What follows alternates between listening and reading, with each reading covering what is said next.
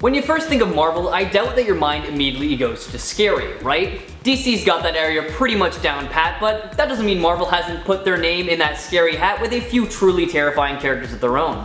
Some of them that are even too scary to bring onto the big screen. What's going on, all you nerdy folk out there? My name is Jack, and today we are going to be taking a look at some of the most terrifying supervillains that Marvel has to offer in terms of both methods and just straight up looks as well. I tried to avoid any characters that are not owned by Disney and Marvel, so I'm sorry if I missed some of your favorites. I really tried to keep the list exclusive to characters that could end up in the MCU. So, let's get into it.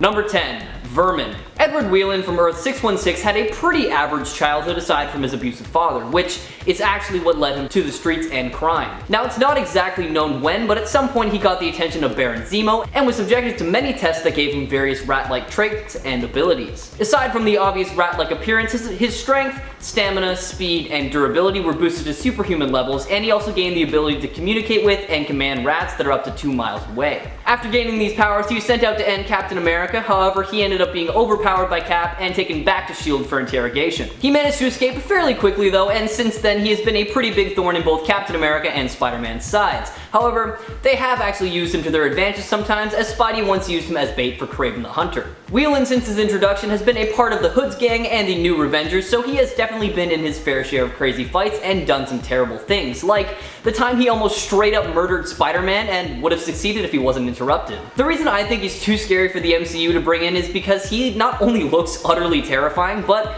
thanks to his genetic alterations, his mental capabilities are at subhuman levels, meaning he pretty much works on primal instincts alone. I mean, sure, he's still able to talk, but his reasoning skills are not the best, so he's pretty ruthless. And let's not forget that he also likes to eat people. Check him out for yourself in his first appearance in 1982's Captain America number 270, and let me know if you agree with me. Number 9. One Above All. Residing in the lowest depths of the underworld known as the Below Place, the One Below All is the dark counterpart of the One Above All. It is the source of the mutagenic third form of gamma energy, which allows it to use gamma mutates to manifest itself whenever it feels it's necessary. The One Below All is actually what gave the Hulk his powers in the first place, as the gamma bomb test partially opened the green door that Below was kept behind. Fast forward through some really cool events that you should definitely check out for yourself, and we see the One Below All possess the bodies of Brian Banner as the Devil Hulk, Walter Longkowski as Sasquatch, and the Absorbing Man, which led to the final battle of the Immortal Hulk arc. Revealing its true form, a giant green cloud of crazy gamma energy, the One Below All torments the Hulk so much that Bruce Banner and the Hulk actually separate. However, Absorbing Man was able to reroute the gamma energy the demon was using it back into the Hulk's body, and with one powerful thunderclap, the One Below All was stopped, at least this time anyways. One Below All is too terrifying for the MCU in my opinion because he's literally a god, and the reason behind all the gamma radiation and the gamma power being such as the Hulk and Abomination, etc. I mean, who knows? Honestly, if they want to send Mark Ruffalo off with a great story, they could finally give him his own movie trilogy and have this demon as his final battle. I highly doubt it though, so in the meantime, check out the One Below All in his first appearance in 2018's Immortal Hulk number 5. Number 8. Nightmare. This supervillain is basically the Freddy Krueger of the Marvel Universe, and if just knowing that isn't scary enough for you, then buckle up. Classified as a Class 3 demon able to capture a sleeping person's astral form, Nightmare's whole thing is he's able to bring their form into his realm to torture them, and the effects of that can last for hours even after they wake up. Nightmare has been a major pain for many heroes in the Marvel Universe, including Peter Parker and the Hulk, and none more so than Doctor Strange. That poor guy seems to get the biggest and baddest baddies out there, but I guess that's the price you pay when you're the most powerful sorcerer. Strange has made it clear that he makes a regular habit of casting a protection spell before he goes to sleep, so he does not have to go toe-to-toe with this villain. Later in this character's run, we see Nightmare growing stronger by the minute, able to access human minds through the American dream alone, and he caused these people to go on a violent rampage until he was finally stopped by Captain America and S.H.I.E.L.D. Skip ahead a little bit more and we actually see the death of this character up against Loki, in which the trickster god used one of Iron Man's automated cars to just straight up flatten Nightmare. So hey, at least we know he can be killed, right? What makes him so scary to me, and definitely too scary for the MCU, is he's literally the boogeyman. He's capable of wreaking havoc at any given time. His ability to terrorize the mind and attract his victims is in a never-ending horror makes him uniquely scary, and I doubt lovable Disney would ever want to cause nightmares in their viewers. Now, there is a new Doctor Strange coming out in 2022 though, so maybe we'll get to see this villain, or maybe we'll get a mention of them. For now, check him out in his first appearance in 1963's Strange Tales number 10. Number 7. SHUMA-GORATH. Older than time itself, SHUMA-GORATH is essentially Marvel's take on a Lovecraftian eldritch horror. It is an unknown cosmic entity that used to run Earth before we pesky humans came along, so as you can imagine, Shuma takes offense at this and often comes back to reclaim his old stomping ground. Doctor Strange is more often than not the only one who can actually fight this thing without completely losing his mind in the process, but as cosmic beings are known to do, it can never really be truly killed. It is considered to be the primal power of chaos and the greatest of the old ones, and aside from immeasurable strength, SHUMA-GORATH is also capable of creating powerful blasts of mystical energy that can literally wipe out planets. Although its presence is usually unexpected and unwelcome, Doctor Strange did have to summon a small part of it once during Thanos' invasion of Manhattan to wreak havoc on the city and draw attention away from themselves. Outside of our own reality, SHUMA-GORATH has invaded many other Earths such as Earth 9411 and 9997. However, it is very rare that they come out on top because there is usually a Doctor Strange or a group of heroes there to put a stop to them. This terrifying villain is a bit too scary for the MCU in my opinion because, well, I mean, just take a look at it. It is literally a massive eyeball and tentacles, just like a real Cthulhu vibe going on, and I'm not really a huge fan. We might end up seeing him in Multiverse of Madness, or even in whatever the third movie will be for Doctor Strange. A Lovecraftian Elder God would certainly be a badass final boss for Doctor Strange. Check out SHUMA-GORATH for yourself in 1973's Marvel premiere number 10, and let me know in the comments if you think an on-screen version could be on its way. Number 6. Demon Bear. I mean, from the name alone you can probably guess why this one is scary, but just stay with me, okay? Created by a villain with a cursed knife, Demon Bear is a corrupted Apache bear spirit. He haunts the dreams of Danielle Moonstar of the New Mutants because he was actually made from her parents. In her nightmares, he tells her he killed her parents and that she's next, so in a way he's actually linked to her psionic abilities to create illusions, except his illusion is more of a demon. Like a regular old bear, Demon Bear has the vicious tendencies you would expect from a wild animal, however, there is a lot more than meets the eye. Drawing his powers from negative human emotions, Demon Bear can also teleport, transform, and corrupt human souls. He has gone up against other Marvel characters aside from the New Mutants, including Ghost Rider and Warpath. However, it was actually Psylocke who ultimately drove out the demon and saved the spirit bear within. He actually hangs out by her side as a companion now, so I guess he did get to redeem himself in some way. I think this character is way too scary for the MCU because he is literally an all-powerful bear that is capable of tormenting people. And not to mention he feeds off the negative emotions, so he only grows stronger the more the person doubts their abilities around him. That's just too much for one character, and I really can't see Marvel bringing him in anytime soon, so why not check him out for yourself in his first appearance in 1983's New Mutants to tide yourself over until we finally get to see him in all his furry glory. Number 5. Gorr the God Butcher. Born on a planet with no name, Gorr was taught from the very beginning to always trust the gods. However, they never seemed to answer his prayers. Stricken with grief after the loss of his parents, wife, and son, Gorr completely gave up hope and renounced his faith from the gods. However, while wandering the desert, he actually encountered the god Null while he was engaged in battle with another god. With confirmation that the gods are real, Gorr was needless to say pretty mad. And when the one god asked for help, Gorr actually used a piece of Null's symbiote and created the all-black Necro Sword to kill it. From then on, he vowed to take vengeance on all the gods for ignoring his prayers, and thus began his journey as Gorr the God Butcher. Wandering around the universe, Gorr absorbs the power of every god he comes in contact with, torturing and killing along his warpath. That is until he finally meets the mighty Thor. The God Butcher storyline ranges across eons of time as Gorr absorbs the ability to time travel, and ends in an epic conclusion against 3 periods of Thor's life. Young Thor, Avengers era Thor, and obviously Old King Thor. Now I doubt Gorr will ever grace the screen in the MCU because he is just way too powerful. Equipped with the Necro Sword he carries around, he has the capability to literally slay anything that comes his way. If he was introduced much earlier on, he would have been a much bigger threat than Thanos. Also, you know, just a man who's lost his faith and has nothing to lose is definitely not someone you want to mess with. Give his story a read for yourself, starting with his first appearance in 2013's Thor, God of Thunder, number 2.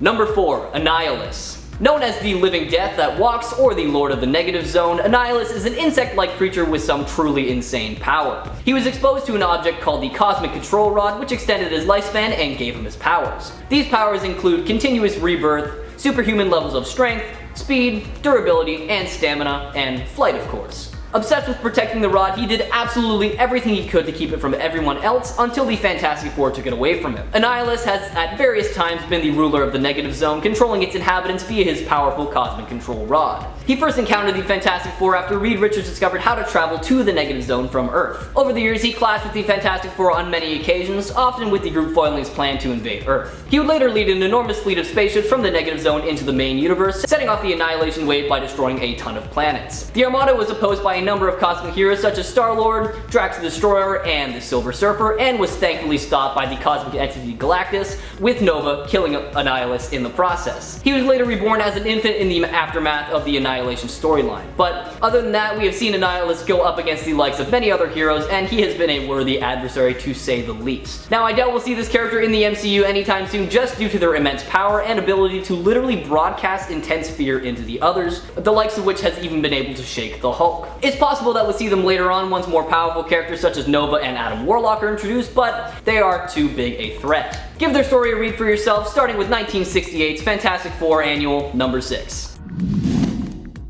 Number 3. The Maker. Now, unlike his Earth 616 counterpart, Reed Richards is about 20 years younger, born into a completely normal family, and God, what was it? Oh yeah, he's insane. Now, I'll try not to spoil too much of the story for you because I really think it deserves a read, but I will do my best to give you just the basics. Following an explosion that left Richards presumably dead, the Fantastic Four mourned his loss, but in reality, he's actually alive and well, and he actually set off the explosion himself and was responsible for a ton of other attacks around the city. Convinced that he knows how the world should be run from now on, he is willing to do whatever he thinks is right, regardless of the consequences. Thankfully, he is stopped by a group of heroes and he is flung into the Negative Zone. But it didn't take him too long to get back though, and he easily took over most of Europe. Fast forward a little bit and we see him form the Dark Ultimates, but they were quickly defeated by the power of the Infinity Stones. Teaming up with Cabal of Earth 616, Richards was able to manipulate the Ultimates into prematurely attacking the Earth, and do I got you interested in the character? Good. I'll leave the rest of the story for you to read for yourself. What makes the Maker so terrifying is that he is so intelligent that there is really no way of defeating him, and since he has the ability to literally stretch his brain to make himself even smarter, he is always 10 steps ahead of you no matter what you do and what you think. Of course, we don't even have the regular Mr. Fantastic in the MCU yet, so even if they have been considering integrating this character's introduction is definitely far off. Give a story a read for yourself, starting with 2004's Ultimate Fantastic Four number 1, or feel free to just skip ahead to when he is the Maker by taking a look at 2011's Ultimate Comics Ultimates number 1. Number 2, the Skinless Man. If you were ever wondering why they called Wolverine Weapon X, well, here's your answer. It's not an X, it's actually the Roman numeral for 10. Now with that in mind, meet weapon number 3, the Skinless Man. Harry Pyre used to be a barrister during the Cold War, and he was actually very good at his job thanks to his mutant power, elastic and multi-sensory skin. Designated Weapon 3 by the Weapons Plus program that augmented his strength and powers, Pizer went on to do some pretty terrible things, and all of that finally caught up to him when Phantom X shot him, stole his skin, and left him for dead. Now with no skin, Pizer took revenge on Phantom X by cutting off his face, and was later recruited into the new Brotherhood of Evil Mutants while he was on the run from that. Once again though, everything seems to catch up to him because in 2013's Uncanny X-Force number 34, he meets an untimely end and he's not really been seen since. I could go into all the other horrific stuff this guy has done in the comics appearances, but do I really need to? It should be plainly obvious that there will never be an MCU version of the Skinless Man out there. He has no skin, and his whole thing is literally putting you in a similar predicament as him. That just seems to me like you've got a formula for a character that will forever be stuck in the pages of a comic book. I also understand that he is prominent in the X-Men universe, which is not necessarily the MCU, but it's fine. I'm definitely not far off when I say that there is no way they would use this character even if they had the rights to him. Check out his story for yourself in his first full appearance in 2012's Uncanny X-Force number 21. And finally, number 1, we have Arcade. Nobody really knows who or what Arcade was before his life of crime. He has given so many different accounts over the years with no evidence to prove any of them. The one that seems the most true is that he killed his father when he was 21 in order to acquire massive amounts of money, and he discovered that he really liked killing, so he became an assassin. However, he soon got really bored with that and decided to use his wealth to construct a death-themed amusement park to kill people. As a skilled killer, Arcade has been tasked with killing many heroes over the years such as Spider-Man, Ghost Rider, and many X-Men as well. But all of his attempts have ended in failure. On his 29th birthday, he learned that he was a huge laughingstock in the villain community, and this made him realize that what he'd been doing is no longer a game, and that winning from this point on is everything. Using his genius-level intellect and his vast fortune, he constructed a new Murderland and trapped 16 teen heroes in it for a month, toying with them and prodding them. However, they were eventually freed, and Arcade was last seen tied to the front of the SHIELD helicarrier as a form of torture for everything that he had done. What makes him terrifying to me is that he's all about mind games and toying with people, which basically makes him the Marvel equivalent of Saw. He knows exactly what to do and say to get people to gang up against each other, and he has the knowledge and resources to execute any plan. That is way too much power for one villain to have, especially a movie villain, so I feel like we won't get to see this character on the big screen anytime soon. Maybe one day though, who knows. In the meantime, tide yourself over by checking him out in his first appearance in 1978's Marvel Team-Up number 65. That'll be it for this video, everyone. There are a ton of scary Marvel villains out there, so why not let us know some of your favorites in the comments below, and maybe we'll talk about them in a part 2. Don't forget to subscribe to Top 10 Nerd to stay up to date on all things nerdy, and why not ring that notification bell so you know whenever we upload a video. As always, my name is Jack, thank you guys so much for watching, and make sure to stay nerdy, my friends.